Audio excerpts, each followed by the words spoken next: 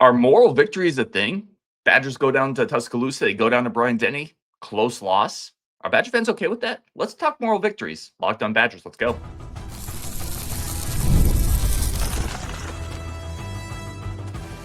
You are Locked On Badgers, your daily podcast on the Wisconsin Badgers. Part of the Locked On Podcast Network, your team every day.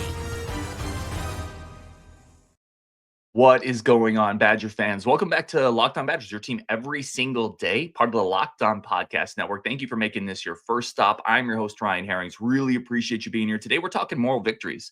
Is that a thing Badger fans should be concerned about, should embrace going down to Alabama? Is this team better than last year? Thoughts on Danny O'Neal. Women's volleyball, we got a loaded show. Grace Canenzo joining us for the third or fourth time. Stoked to have her back on. Badger beat writer on the football side, Big Ten Plus commentator. Grace, today's episode is brought to you by FanDuel. Football season around the corner. Visit the FanDuel app today. Start planning your futures bets now. Let's talk football. I want to start with this idea of moral victories. And I put the question on Twitter, and you and I were talking before the show a little bit. The term moral victory almost off-puts people. But should Badger fans be happy with a close loss in Alabama? Yeah, I think you said it right. I don't like the idea of moral victory because victory sounds too celebratory, and I don't think you should be so incredibly happy with a loss anytime. However, I do think that losing to Alabama close would be satisfying given that we lost by 32 points last season. And you from a coaching perspective too, you have to say, right, if we're just like, oh no, like you lost, right? Then players like who say Preston Zachman, it's an interception, and then saying like he's gonna feel like, oh, okay, so like we're just like, oh, I lost. Like, yeah, I lost, but like look at what I did. Does that mean nothing? So also from a coaching perspective, I think it's very important to like be excited for your players with the little things they do so that it's noticed instead of just being like, well, you lost. Yeah. It's important to stress that you did lose. You shouldn't be like celebrating, but it's progress, and I think that's great. I did put up a poll on here too. I'm curious because I was curious what Badger fans would think. So on Twitter, and this is very early because I just put this poll up like 30 minutes before we recorded. Currently, 27% of Badger fans say no moral victories. 72% say close loss equals progress. And I think you hit on something there where the moments inside the game matter. If you go down to Tuscaloosa, first road game of the year, you're playing in Bryant-Denny, and I know Bama lost to Florida State week one, but this is still a really talented Alabama team. You're going to play on the road. If Danny O'Neal plays well, if those tackles that are new, Malman and Mandel, they look good against a really good defensive line, you stop the run, I think you can take that and build on that. And it's like your Preston Zachman example. If he plays really well, these moments you can build on. What you can't go down there and do, I think, is go down there and look like no progress has been made. Look like it's another 42-10 game. So I agree with you, I think. But it is hard to talk about. It feels defeatist in a way to talk about, well, let's go and play really hard and then come back, and it's not that big of a deal what happens as long as we play well. I get the point of that. I get why that's hard for people to get around to that point. Yeah, and I also think if you're going from they lost 42-10 last year, and from a team morale standpoint, if you lose, say, 21-18, that team feels more prepared for their next games, right? As opposed to last year when they lost 42-10, they're probably like, all right, like what the heck are we going to do next? Like it feels so defeating. Sure, it's not a win if you lose close to Bama, but like, and as a fan, it's so easy to just like look at your screen, like sit on your couch and be like, oh, like we lost. But again, it is very different from a coaching perspective and a player perspective, where it's like you have to be happy about these little things and these intricacies that you're teaching and that your players are doing well on, because otherwise, if it's just like, oh, win or lose, it's like, what are you really teaching there? Because the way you win or lose or get closer is those things you build upon and that you can use in next games. Yeah, I think that's a good point. And that's something a couple people in here wrote about that. This was Madison M. I'm not going to call it a moral victory, but being competitive against schools, maybe more talented, perceived upper echelon teams is a tool. It's a tool to track progress. It's a data point. I think all of that is true. And I think nationally too, if you go down I think a lot of this is a 20.5 point spread on FanDuel. If you go down to Tuscaloosa, no matter what, Bama has eyes on it. The SEC has eyes on it. Wisconsin has eyes on it. The Big Ten has eyes on it. If you go down there and it's a close game, I think nationally people take notice. I think recruits take notice. I think then this coaching staff can build on that a little bit and say, what we're doing is working. We're close. We're getting better. So I think from the national perception, it opens eyes as well. Oh, absolutely. And I think it's unfortunately could be perceived as Bama isn't great because they lost to FSU. On that note, I think FSU is great this year, honestly. I think there's the duality of Bama maybe not being quite as good, but FSU being great. But what I worry about there, right, you see Troy get close to beating Clemson last year. I haven't heard many people say, oh my gosh, Troy's a great team. I've heard Clemson stinks. Like, they're so bad this year. So that is what I do worry about a little bit is I think perception tends to be more like this team that's at a great caliber is terrible this year and not like this quote unquote lesser team is great. I think it's fair. I think that'll definitely happen. And you see that kind of across the country, right? People, I think, are already discounting Florida State a little bit, and they're putting the result of that week one on, well, Bama wasn't ready. Bama read their press clippings. Well, maybe Florida State's just really good too, right? And I think the worst thing that maybe happened to Wisconsin this year, you let me know if you think I'm off base on this. I think Florida State beating Bama is not a good thing for Wisconsin because it gives Bama a wake-up call, and it devalues whatever happens in this game between Wisconsin and Bama. I don't think that's like an unpopular opinion. I think that's exactly right, because if Florida State loses and Bama's on this hot streak and Wisconsin wins, it suddenly is like, whoa, look what Wisconsin did that other teams couldn't do. But now it would just be, look at Wisconsin, what Wisconsin did that other teams are also doing. Nez on the Discord says, winning the game creates a memory for 30 years. Losing the game by 3 is forgotten about in 2 years. That's a fair perspective. That's a fair perspective. What do you think will happen? Like, what's your thoughts on this game this weekend? Not even necessarily a score prediction, but what are you expecting? What are you hoping to see? Yeah, and I think this kind of goes on to, like, is this team better than last year? As we talk about it, because, again, lost 42-10 last year. Wisconsin's defense, I think, is incredibly improved from last year. I think their offense has improved. I think it would be silly to say they haven't improved, and you can look at it as, they won 2 easy games. But I'm not even looking at, like, how they won, or they won against these, like, quote-unquote lesser caliber teams. Looking at the fact that, I have a lot of thoughts, but one is that in this age of NIL, it's so easy to have all these players transferring. I mean, heck, we lost Will Pauling, captain at Notre Dame now. Great for him. But we've also kept so many players, which is also easy to lose sight of given that we have a new quarterback every year. But, like, look at Dylan Jones. He redshirted last year.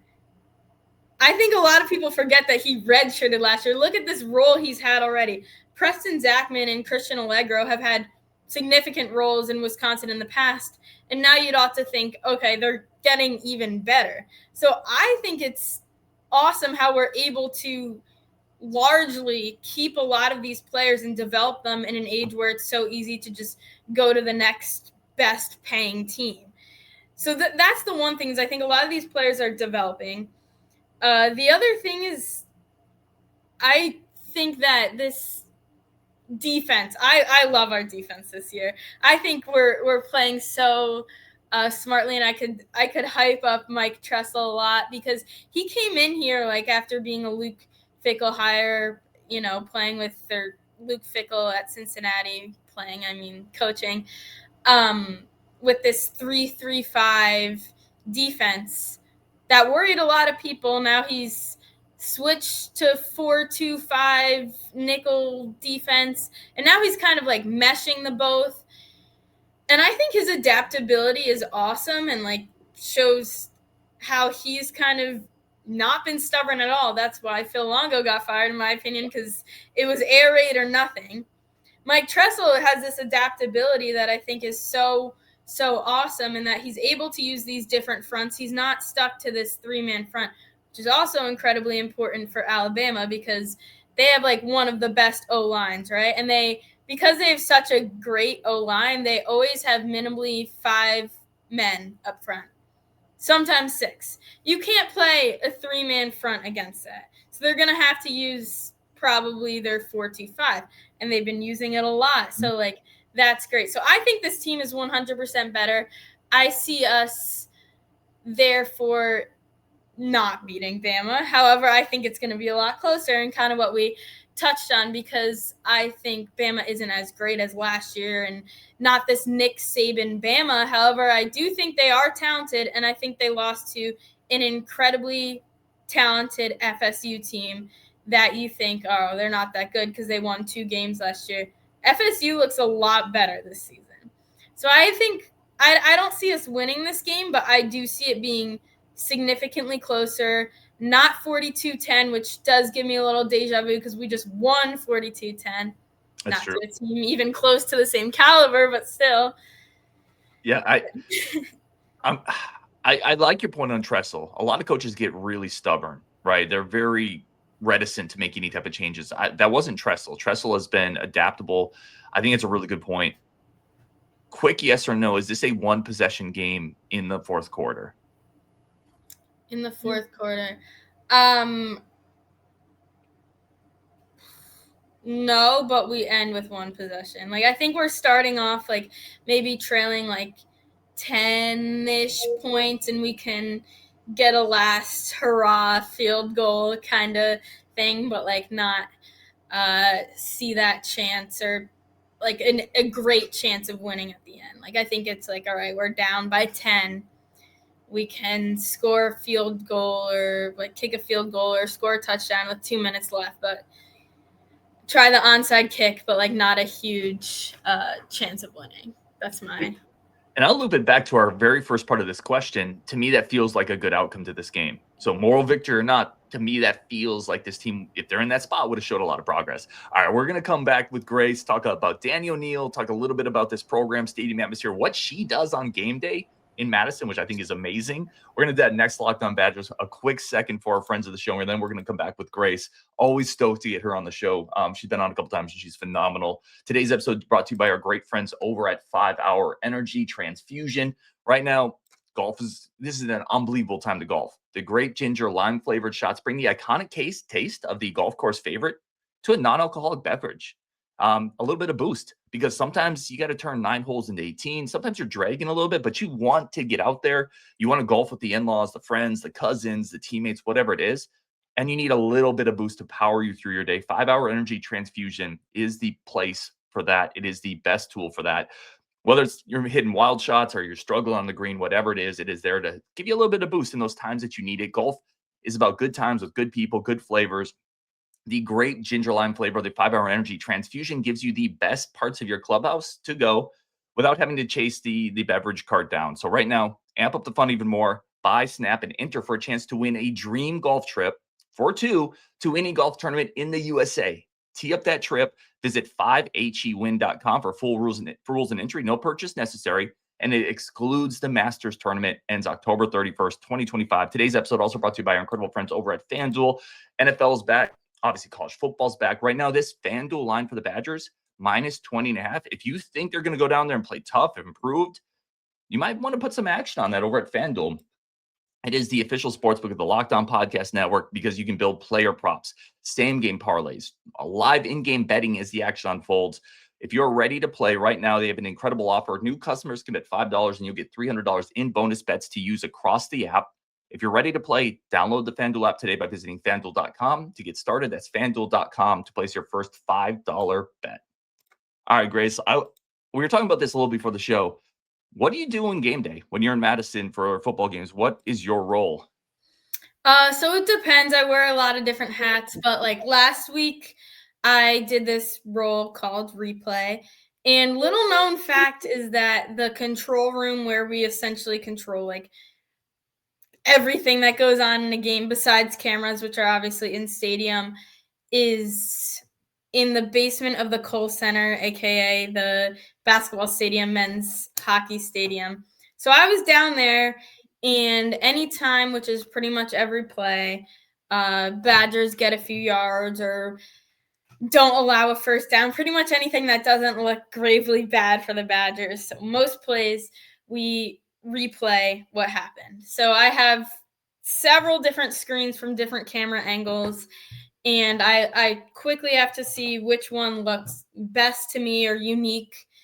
And I have green and blue that I can put it on either of the screens called green or blue.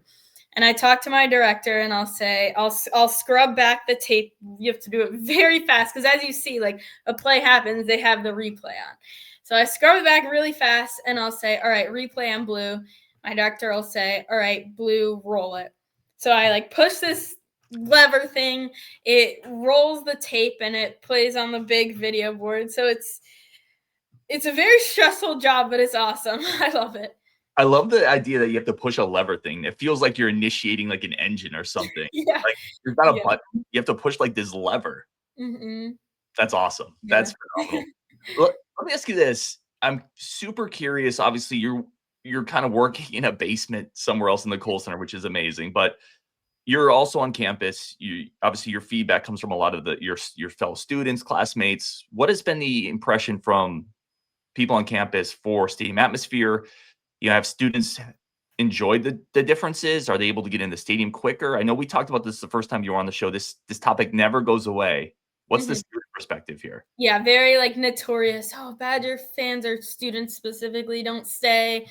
I think it's looked decently better. I think our fan engagement, I think like honestly behind the scenes, as someone who works behind the scenes, we've tried to do some random things like giving out like the bucket hats to the first X amount of people that come in, and then people start circling in earlier. And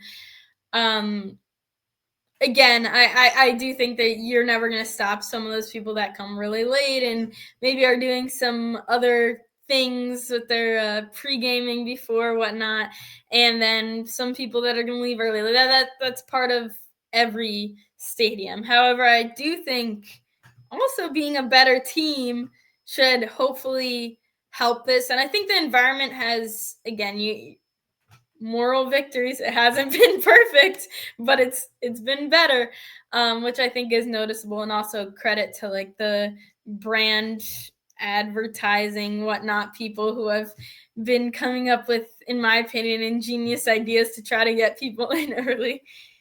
I love you made a really good point there, because at times so much flack gets put on the crowd, and I think specifically the students at times, and it looks optically worse for the students the way they file in, whereas there's empty seats everywhere in Camp Randall to some degree, but they don't file in the same way, so they blend in more. But you made a great point. Like winning also helps. Like the football team and the program has a role here too to provide an entertaining product to get people in the door to watch. Let me ask you this, and I don't know the best way to word this, and I didn't plan on asking this. It just kind of came up in my head. Obviously, you and I are from different generations, not good or bad. You're younger, I'm older. But my question is, your generation is different. And again, I don't mean that in a good or a bad way. You've grown up digital. Yeah, I think there's more distractions that you grew up with. And again, I think that's a good and a bad thing. Does the program or the stadium need to cater more towards a younger generation, whether that's more digital, maybe it's some type of special app, some type of thing that maybe caters a little more to where you guys live? I think that totally makes sense. And the hard thing it is impossible to completely balance maybe is you have these alums coming back, right? These 70-year-old couples that are coming back to their university, and then you have the students. So I think it's a really hard balancing act, like really hard. But I do think they've been doing a pretty good job. I think that, again, doing something on your phone, right? Let's do one of those weird cahoots where you can like say, I don't know, when's the last time the Badgers did this or that, and like engaging audience in that way would be great. But yeah, it's just so hard because you have the students, obviously, but like students are here. You have the rest of the stadium of just like other fans who don't care as much about the same things that my generation might. Yeah, it's a balancing act for sure. Oh, it's always interesting to me. Let's talk Danny O'Neil. So I thought he looked great last week. 23-27. I don't put the interception fully on him. I don't know if he should have thrown the ball, but I didn't like that play call. I thought he looked great last week. Two-part question. What do you think of Daniel Neal? And have you gotten to the point where that little voice inside your head says, gosh, maybe he could be the guy? Or is that too early? All right. Odd comparison. I love JJ it. McCarthy last night looked terrible in the first quarter. His offense also didn't help him. Look at what he did for the rest of the game. Daniel Neal was not expecting, not getting like the QB1 reps, right? Billy Edwards Jr. was very much the established quarterback one, so different than JJ's role, but it was still his first game. Was not expecting to be thrown in there. Didn't have the best performance. Also, like, I don't think it was awful, but in the beginning, just did not look great. Had a week to, at practice, you're going to be getting all of the reps essentially to establish himself. Maybe even, I'd hope he knew like the play calls, but maybe even just like lock in a little more in that sense. And I think he looked phenomenal the other day. What was it? It was like an 85% completion rate, which is incredible. You can point to interception, whatnot, and sure, that's definitely a factor. And sure, it's a factor he didn't play the best team, but I think his progress from the first game to the second just shows, he's a college kid. He wasn't expecting to like be thrown into this game. You could be a little more harsh if it's the NFL, right? Because you guys have already been through this, but like you have to remember he's a college kid, was just thrown into this huge stadium unexpectedly. I think I wanted my idea after Miami, Ohio was like, all right, I'm going to give him this week after Billy was ruled out. See how he does, because I think I don't want to judge him too harshly off of that. I think he lived up to expectations. As for Billy Edwards Jr., I don't think he's supposed to play against Bama, which means Danny O'Neal will get another shot at it. And I think this is it, right? Against Bama, what can you do against a team that's better significantly than the past two teams we played? If he's able to like play a great game, I totally think he could minimally split snaps with Billy Edwards Jr. I'm not sure that he's there where it's like, I don't think anyone's there where it's like, he's QB1 now, right?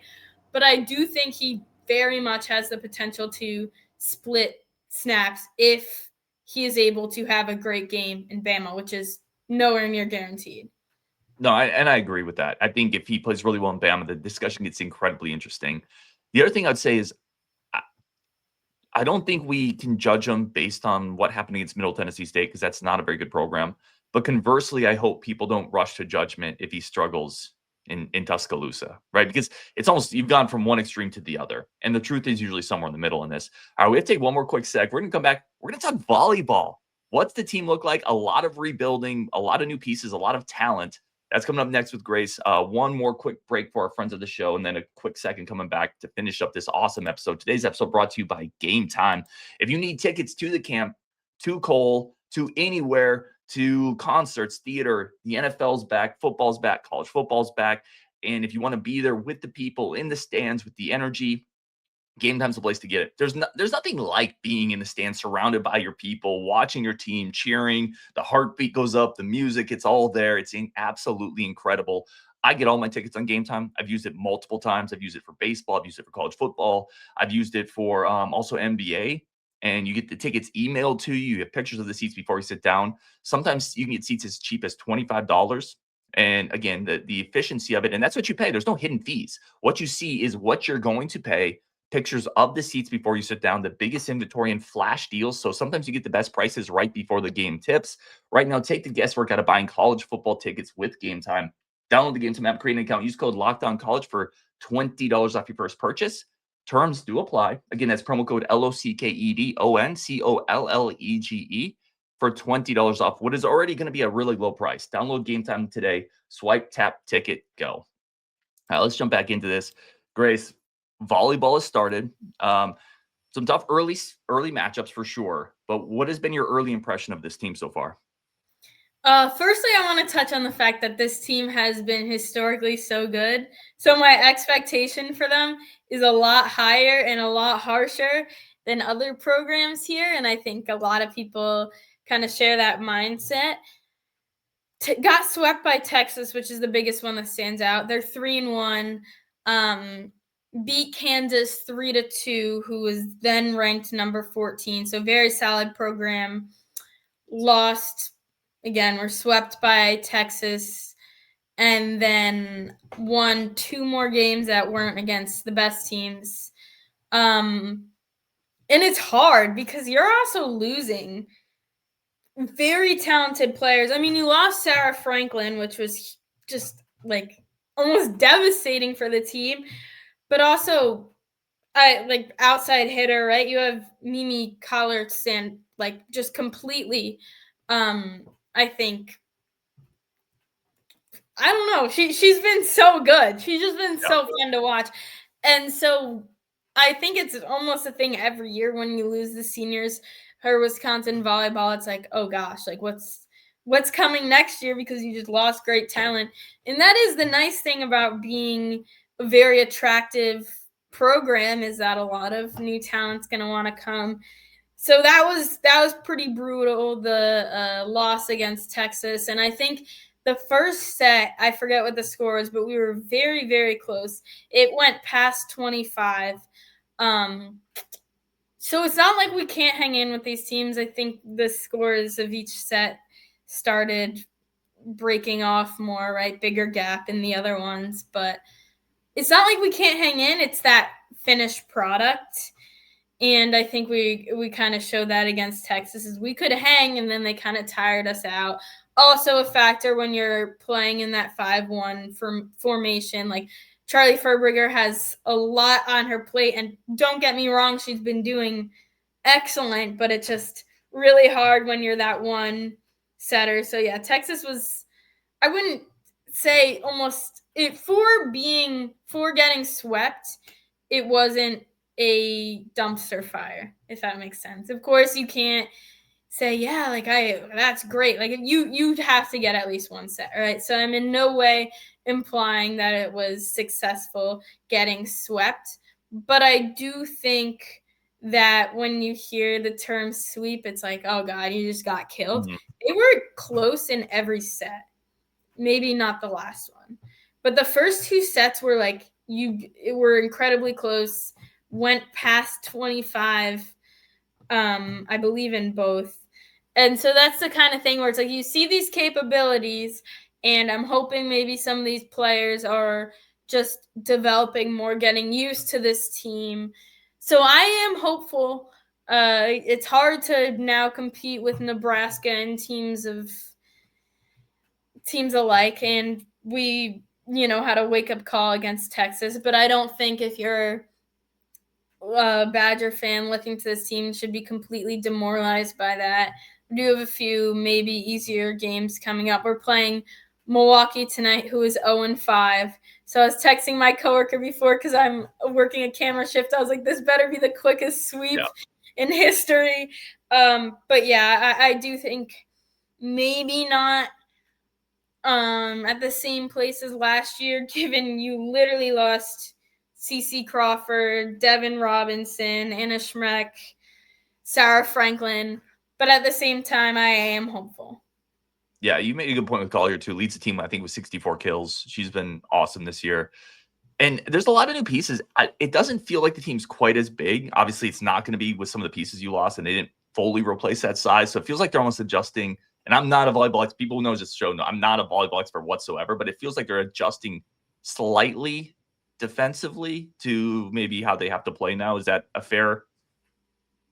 I totally believe so. I think Wisconsin's really good at blocking through and through. I think this has been a theme forever. I mean, Carter Booth, fantastic. But I think also having the height, which comes with being a really attractive team to come to. You're going to get all the tall players, and Wisconsin is generally taller than most teams, which goes without saying that that's a huge advantage. So their blocking is fantastic always, every year. Grace, awesome show as always. Appreciate you so much. Where can people find some of the written work that you do or anything that you have going on? So I commentate a lot of games for Big Ten Plus, obviously. Like most sports, soccer, volleyball, hockey, basketball, softball. So kind of everything. I also do WSUM shows, which is the student radio here. So lots of stuff for that. I'm doing the Iowa football game, which I'm really excited about, play-by-play for that. And then the Daily Cardinal is where I'm the football beat writer. Absolutely phenomenal. Go check out Grace. We'll link WSM, the shows. Those are those on YouTube or are those just audio? It's just like on the WSUM website. Okay, so we'll link that. Go check out her work for sure. Grace, as always, appreciate you being on. Thank you, everybody, for tuning in. Locked On Badgers. We will talk again tomorrow. A ton of content coming up this week with Bama on Wisconsin, and we will talk tomorrow.